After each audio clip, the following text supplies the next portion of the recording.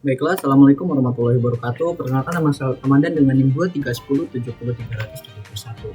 Di sini saya akan membahas tentang pendekatan makna Magza dari Profesor Dr. Pilsa Hiron MA. Sebelum kita masuk ke materi, kita mengenali dulu siapa sih sosok Profesor Dr. Pilsa Hiron MA. Beliau lahir di daerah Cirebon pada tanggal 11 Agustus 1968. Sebagaimana diketahui, di daerah tersebut telah melahirkan beberapa ulama. Beliau saat ini tinggal di Krapyak, Kulon RT 07 nomor 212, Panggung Harjo, Sewon Bantul, Yogyakarta, dan mendirikan Pondok Pesantren Baitul Hikmah. Beliau adalah Wakil Rektor Bidang Administrasi Umum, Perencanaan dan Keuangan, dan beliau juga dikukuhkan sebagai Guru Besar Bidang Ilmu Tafsir. Selanjutnya, pengertian pendekatan makna Magza. Pendekatan makna Magza adalah pendekatan di mana seseorang menggali atau merekonstruksi makna dan pesan utama histori, yakni makna atau makna dan pesan utama atau signifikansi yaitu Magza, yang mungkin dimaksud oleh pengarang teks atau dipahami oleh audiens historis, dan kemudian mengembangkan signifikansi teks tersebut untuk konteks yang kekinian. Ada dua horizon atau wawasan yang sebaiknya digabungkan ketika seseorang melakukan penafsiran. Yang pertama yaitu horizon of text atau horizon teks, dan horizon of reader atau horizon penafsiran teks. Selanjutnya adalah tentang paradigma metode makna Magza.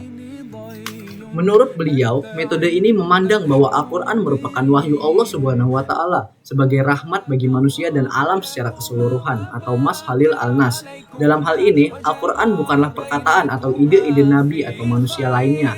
Ia adalah wahyu dalam bentuk bahasa Arab yang datang langsung dari Allah Subhanahu wa Ta'ala tanpa adanya kemungkinan kesalahan yang disebabkan oleh manusia.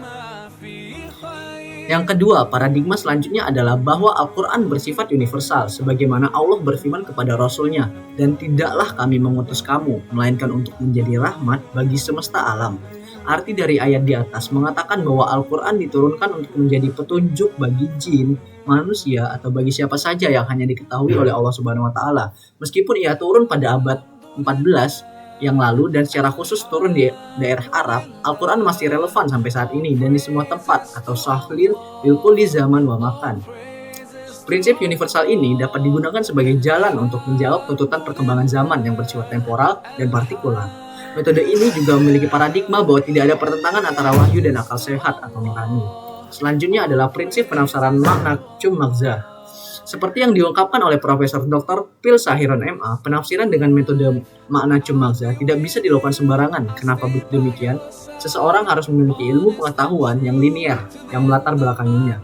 Pendekatan ini memegang teguh kepada prinsip al-muhafazah, a'la al-qadim, al-salih, wal al-as bi al-jadid al-aslah, yaitu tetap mempertahankan tradisi penafsiran ulama salaf. Dalam hal ini, ulumul Quran dan mengambil tradisi lain yang memiliki semangat dengan Al-Quran. Penafsiran dengan pendekatan diarahkan untuk mencapai kemaslahatan manusia, bukan untuk menimbulkan kekacauan. Penafsiran itu bersifat dinamis dan terus berkembang. Kebenaran dari sebuah penafsiran adalah relatif. Yang absolut adalah Allah dan ilmunya. Selanjutnya ada inti metode penafsiran makna Magza. Menurut beliau, langkah konkret di dalam penafsiran pendekatan makna Magza dilakukan melalui dua tahap. Yang pertama yaitu mencari makna atau makna asal ayat, dan yang kedua menentukan magza atau signifikansi ayat.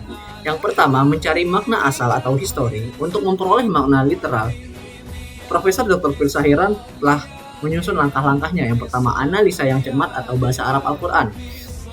Dan yang kedua, yaitu analisa intratekstualitas. Analisis ini adalah proses mencari makna ayat dengan membandingkan dengan ayat lain dalam Al-Quran.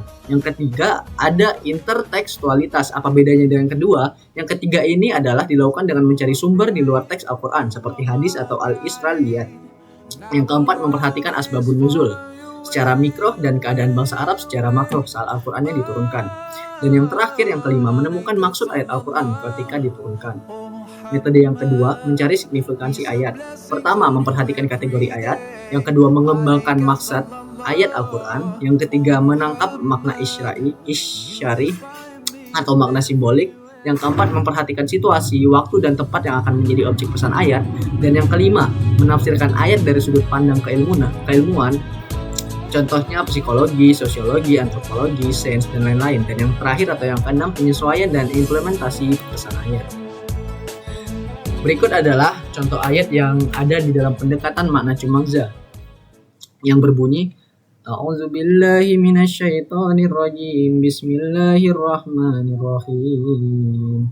Ya ayyuhalladzina amanu la tattakhizul yahuda wan nasara awliya. Ba'duhum awliya'u ba'di wa may yatawallahum minkum fa innahu minhum. Innallaha la yahdil qaumaz zalimin. Yang artinya, wahai orang-orang yang beriman, janganlah menjadikan orang Yahudi dan Nasrani sebagai teman setia. Jika kita mengambil makna saja, maka dilarang berteman setia dengan non-muslim.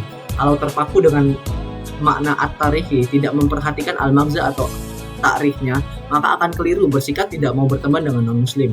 Padahal di dalam Al-Quran ada sebagian ayat yang bersifat jelas atau muhammad, dan ada yang mutasyabihat.